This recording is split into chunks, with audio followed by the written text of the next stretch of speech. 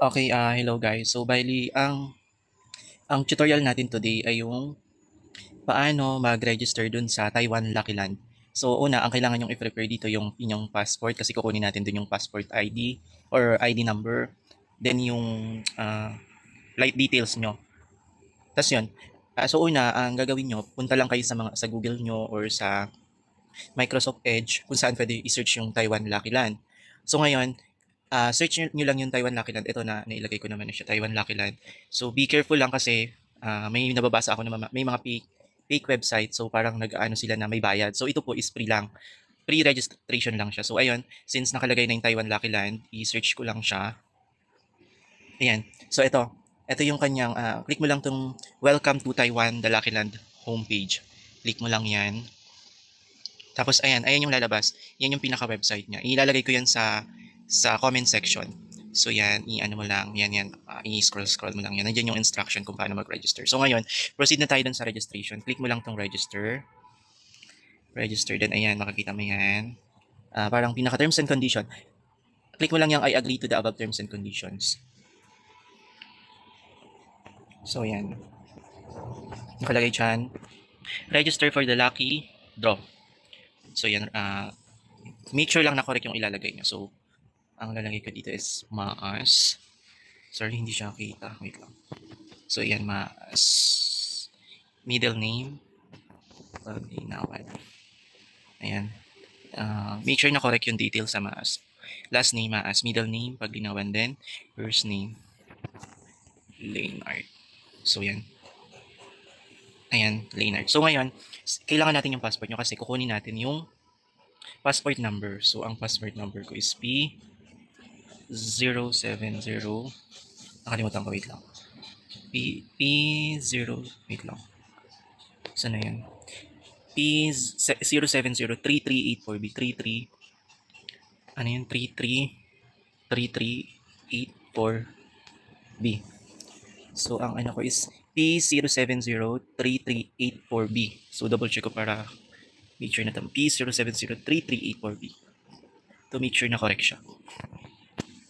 Then, ayun, nationality. Hanapin lang natin yung PH or Philippines. PH. Philippines. PH. Ayan. PH. Ayan. PH Philippines. Then yan, arrival airport. So makikita nyo yan sa flight details nyo. So ito yung flight details ko. Ang arrival airport ko, ayan o. Saan na yun? Ang arrival airport. Saan na yun? Ito. Arrival airport. So ano tayo? July 23, 2025. Then Kaohsiung International Airport.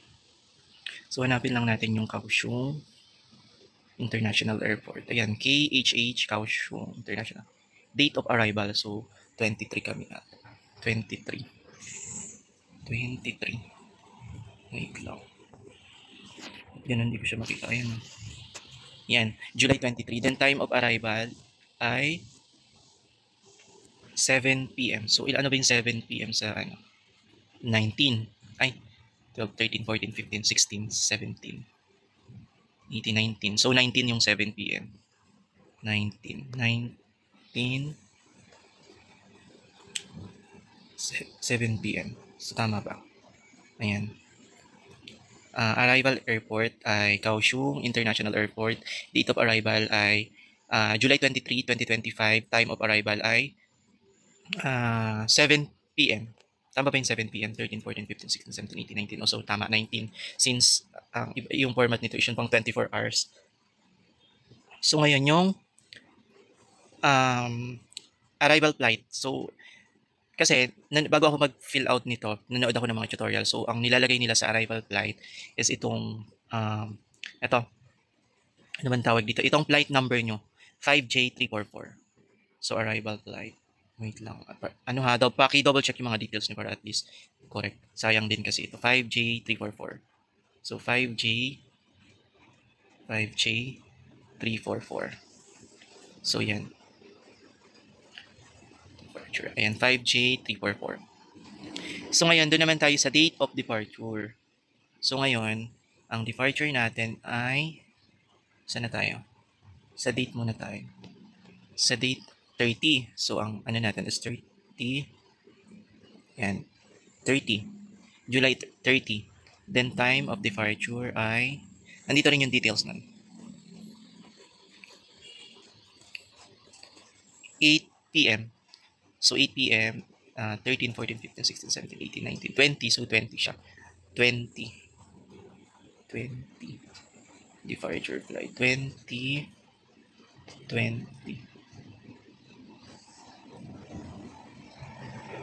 Ayan. 20. So yan, time of departure. Then departure flight. Ito yung, ano nyo ulit. Ito na tayo ngayon sa 5J345. 5J345. 5J345. 5J345. So yan. Then yung email address nyo, make sure na correct yung email address nyo. Ayan na. Email address ko. So ayan, yung travel prices option, dalawa lang naman yan. Accommodation vouchers and then e-ticket. Since may hotel na kami, so pipiliin ko is yung e-ticket. Yan. Then review nyo muna ulit para at least correct yung mga details nyo. So last name, as middle name Paglinawan, Leonor, then yung passport number 50703384V. Nationality PH Philippines. Arrival airport, Kaohsiung International Airport. Date of arrival. So July 23, 2025 kami. Then time of arrival ay ang tawag dito? 7 p.m. Tama ba? 7 p.m. is 19. 13, 14, 15, 16, 17, 18, 19. So tama, 19.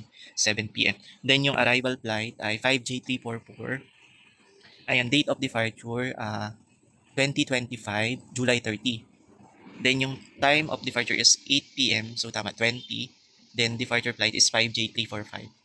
Then make sure na correct yung email address na ilalagay nyo dito. Kasi ang pagkakaalam ko, ang nakita ko is doon may isi-send doon sa email niyo. So ayan, travel price options, e-ticket. So dalawa lang naman. Tapos ayan, verification, 7338. 7338. So tama, 7338. Then tick nyo lang tong box. Yan. And then send na. Send. Okay, mali yung nailagay natin. So wala siyang dapat space. I-ano natin, tanggalin natin yung space. Space. So dapat wala daw siyang space. Ito rin. 345. Nasaan na yan? So delete lang natin yung space niya. Ayan. Ayan. So e-ticket. So yan. Send.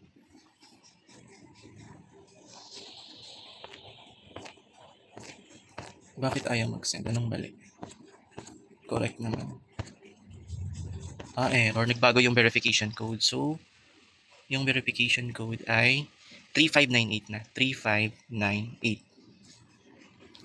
Yan, 3598. So, send na. So, yan. Registration successfully. So, ayan. Ayan na. Screenshot nyo lang tong QR code kasi ito yung i-scan. Or i-save nyo lang. Ay, wait lang. Hindi ko siya na-screenshot. Wait lang. Ayan. So, ayan na. Since, ayan nakalagay. Registration successfully. So, ayan, Leonard, Paglinawan Maas, passport. Date of arrival, July 23, 2025. Then email address, travel registration verification code. Ayan. So, screenshot ko na rin tong registration verification code. Ayan. Tapos, ayan. QR code. So, yun lang. Confirm pala. Sorry. I-click nyo pa tong confirm. Confirm. Okay, ayan na. So, okay na. Na-confirm mo na. So, bumalik ulit tayo sa main page. So, yun lang guys.